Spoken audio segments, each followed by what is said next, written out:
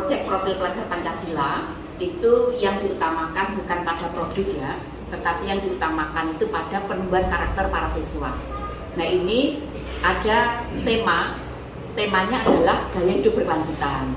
Lalu yang di dalam implementasinya anak-anak memiliki beberapa proyek-proyek begitu ya. Kalau kita lihat ini banyak ya proyeknya anak. Ya, ini ada guru pendampingnya, guru fasilitatornya, gitu ya. Nah, kali ini kita ingin bagaimana anak-anak bisa punya ide semacam ini. Gimana, Mas? Ceritanya gimana? Idemu yang mana? Ya, ini. Gimana?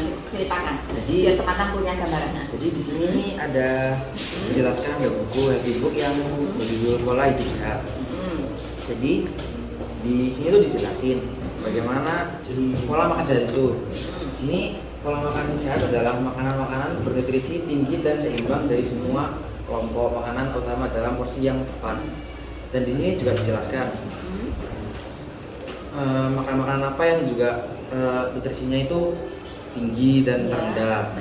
Dan di sini juga diambilkan manfaat-manfaat dari makanan sehat. Dan di sini juga ada makan-makan yang dihindari, yaitu makanan yang tidak sehat. Contoh makanan yang tidak sehat itu ada kayak ini. Ini yang tidak sehat ya? Ya, sehat. Yang burger, ramen, tteokbokki, hotdog. Tapi kan sukanya anak-anak ya? Ya. Terus bagaimana? Jadi untuk caranya sendiri tuh mengganti menu makanan. Jadi di sini ada contoh menu makanan yang sehat. Sehat ya. Nah, di sini ada salad. Iya. Ya. Terus pola makan sendiri itu juga tidak ditentukan dari makanan sendiri. Jadi bisa ditentukan dari jamnya juga. Jadi kita mengatur jam makan yang teratur. Hal ini bertujuan untuk menghindari konsumsi makanan berlebihan yang bisa mengakibatkan kegemukan. Juga makanan sesuai dengan pedoman gizi yang seimbang. Jadi pastikan bahwa makanan yang dikonsumsi telah memenuhi pedoman gizi seimbang. Terus jangan lupa minum air putih 2 liter setiap hari. Ya. Tadi ada yang mengurangi berat badannya. Ya. Berat badanmu awalnya berapa? Ya, masuk sini 82. Sekarang berapa? 72. Hebat ya. Berapa kilo? Masih Dan turun berapa? 10 ya? 10. Ada yang naik berat badannya? Enggak, semuanya turun. Tapi memang kepengen turun ya? Siap. Lewat begini ya? Siap. Nah, oke ya. Terus ada yang diceritakan lagi? mungkin ada teman-teman yang dari proyeknya. Proyek lain siapa? Saya bukan. Mohon izin mempresentasikan. Assalamualaikum warahmatullahi wabarakatuh. Jadi kami di sini berdua akan menjelaskan bagaimana cara menanam cambah atau toge. Jadi di sini sudah ada togenya. Jadi langsung aja kita mulai, Mas. Jadi di sini sudah ada yang jadi itu seperti ini. Jadi ini toge yang sudah siap masak. Jadi sebelum ke siap masak ini ada beberapa proses yang harus kita lalui. Jadi yang pertama itu kita tuh memerlukan 2 wadah seperti ini. Jadi yang pertama ini ada wadah yang tidak ada lubangnya. Jadi ini kan semuanya tidak ada lubangnya. Itu kenapa kok tidak ada lubangnya? Karena nanti itu perlu diisi dengan air. Lalu yang kedua ini yang ada berlubang seperti ini. Jadi nanti yang berlubang itu kita taruh tanamannya di atas seperti ini. Lalu kita taruh kapas, tisu. Atasnya ada tisu. Jadi tisu. Di bawahnya ini ada tisu ya? Ya, ini ada tisunya. Ya.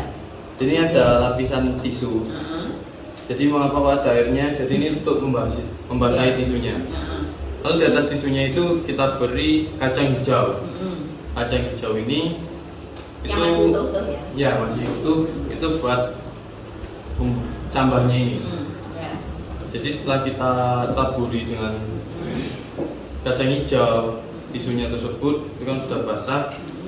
Jadi airnya itu yang kita tahu di sini itu tidak boleh melebihi atasnya ini, lapisan Ya. yang atas di sini. Alasannya kenapa? Jadi itu tuh biar tidak membasahi kacang hijaunya nanti. Jadi kan tujuannya hanya yang membasahi tisunya saja. Ya. Coba kalau misalnya kita analisis, bisa analisis. Kenapa airnya kok tidak sampai separuh misalnya ya, tapi kok hanya bisa gimana? Sini, Hiroman, yuk. Nah, kenapa alasannya kenapa? Bisa memberikan analisa dari sebenarnya saya. Jadi mengapa airnya tidak sampai tauge kan? Tidak sampai membasahi tauge. Karena kalau airnya akan rendam secara penuh, itu juga tidak baik untuk tanamannya sendiri. Soalnya tanamannya jadi tenggelam. Sementara dengan membasahi tisunya itu sendiri, kita bisa seperti mensimulasikan sebuah tanah yang basah. Jadi tanah yang basah itu tidak merendam secara penuh, tetapi ada kandungan airnya yang di sekitarnya bisa memberikan lindung untuk tanaman itu sendiri. Baik. Oke, ada lagi yang ingin berpendapat? Kenapa? Oke, gimana? Ya.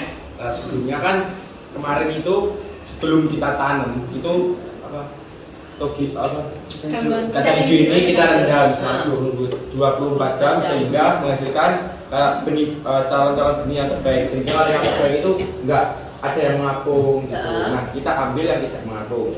Selanjutnya biar tidak busuk itu airnya itu cuma di rata-rata tisu sehingga tidak langsung terkena pada kacang hijau. Nah, ada lagi Bu, kemarin itu kita bungkus pakai plastik warna hitam, jadi agar tidak terkena matahari secara langsung. Hasilnya gimana? Alhamdulillah hasilnya seperti ini dan bagus.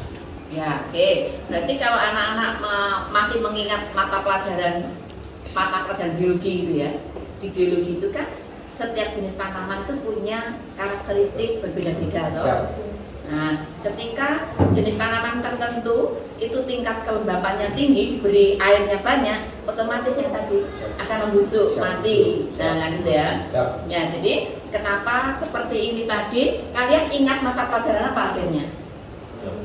Biologi, kan gitu ya. Kan gitu ya. Nah, artinya dengan kegiatan semacam ini ya, itu sebenarnya menumbuhkan penalaran anak-anak. Nanti secara tidak langsung itu akan butuh keilmuan lain. Walaupun belum tentu itu asalnya dari guru mata pelajarannya. Bisa jadi itu anak-anak akan mengeksplor dari berbagai media di internet dan lain-lain.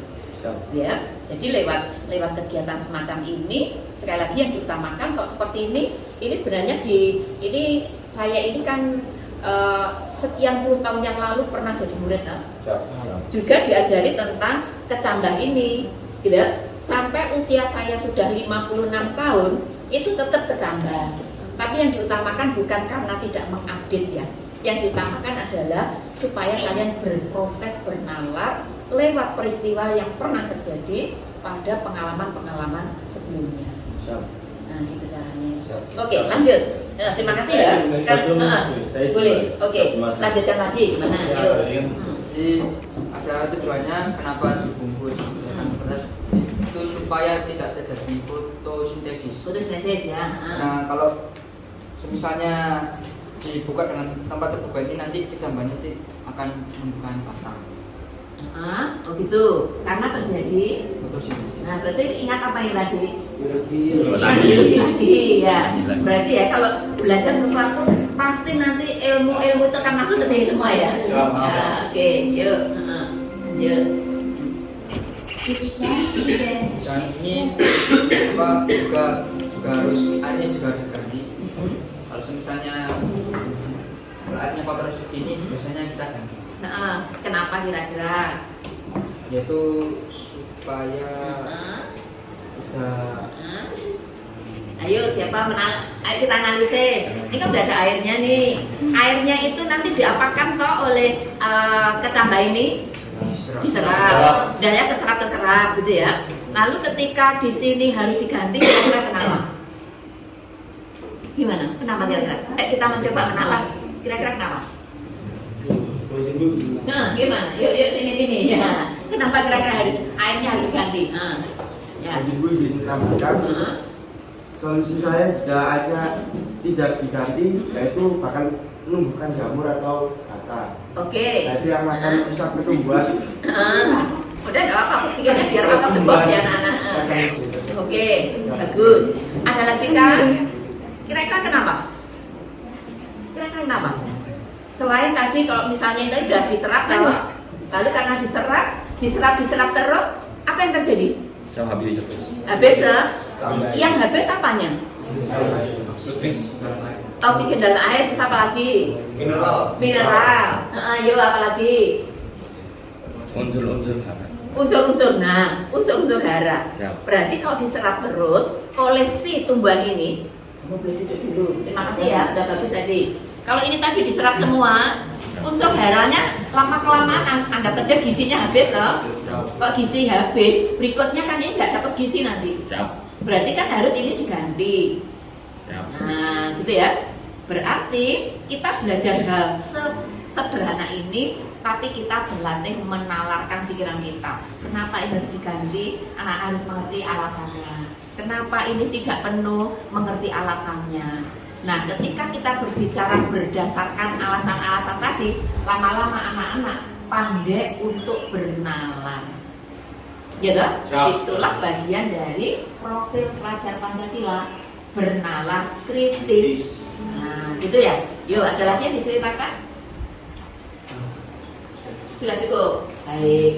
Sudah cukup ya? Baik, sekali lagi, ini untuk pengalaman untuk kita semuanya ya. Anak-anak dilatih untuk bernalar kritis. Anak-anak dipikir untuk berpikir logis sistematis lewat peristiwa-peristiwa sederhana. Seperti ini sederhana, tetapi yang sederhana itu sebagai media sarana anak latihan berpikir. Ya toh? Kalau ini terus-menerus ditumbuh kembangkan, maka anak-anak Indonesia itu akan semuanya menjadi cerdas. Ingat Nono dari NTT ya. Nah, itu ya, punya kecerdasan tinggi. Nah, anak-anak di sini harus secerdas Nono-nono yang banyak nanti di sini. Itu ya. Amin. Baik, terima kasih.